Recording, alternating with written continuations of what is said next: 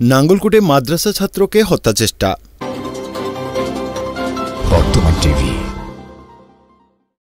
কুমিল্লার নাঙ্গলকোটে ১৪ বছর বয়সী শাহিন হোসেন নামের এক মাদ্রাসা ছাত্রকে ডেকে নিয়ে হত্যাচেষ্টার অভিযোগ উঠেছে একই গ্রামের শাহজাহান, তার ছেলে রবিন ও রবিউল গঙ্গের বিরুদ্ধে।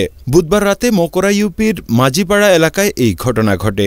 রক্তাক্ত অবস্থায় শাহিনকে ফজর আলী বেন্ডারের জমি থেকে উদ্ধার করে প্রথমে উপজেলা স্বাস্থ্য কমপ্লেক্সে, পরে কুমিল্লা মেডিকেল কলেজ হাসপাতালে পাঠানো হয়। সে মাহিনীবাজার আব্দুল কাদের জিলানী মাদ্রাসার হিফজ বিভাগের ছাত্র।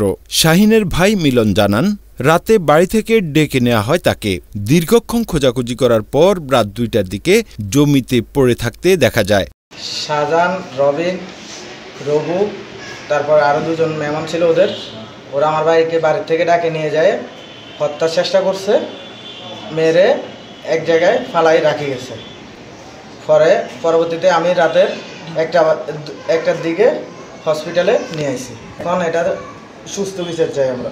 বাবা জহিরুল হক জানান, মারধরের পর মৃত ভেবে ফেলে রেখে যায় তারা। অভিযুক্তদের বাড়ি গিয়ে কাউকে পাওয়া যায়নি। নাঙ্গলকোট থানা ওসি তদন্ত জাহাঙ্গীর আলম জানান, লিখিত অভিযোগ পেয়েছি, তদন্ত চলমান।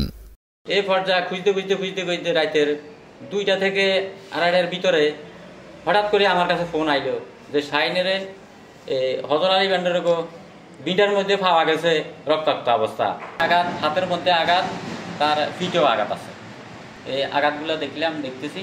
এই ঘটনার সাথে তারা কয়েকজন রবিয়াল আছে, শাহজাহানের ছেলে, তারা শিকার উঠতে এসে তারা নাকি বলে এখন বলতেছে যে শাহলি বেন্ডারকে বাইর গেছে, তাকে ডাব গাছে তু করে গেছে, করি বলে এই অ্যাক্সিডেন্ট হয়েছে।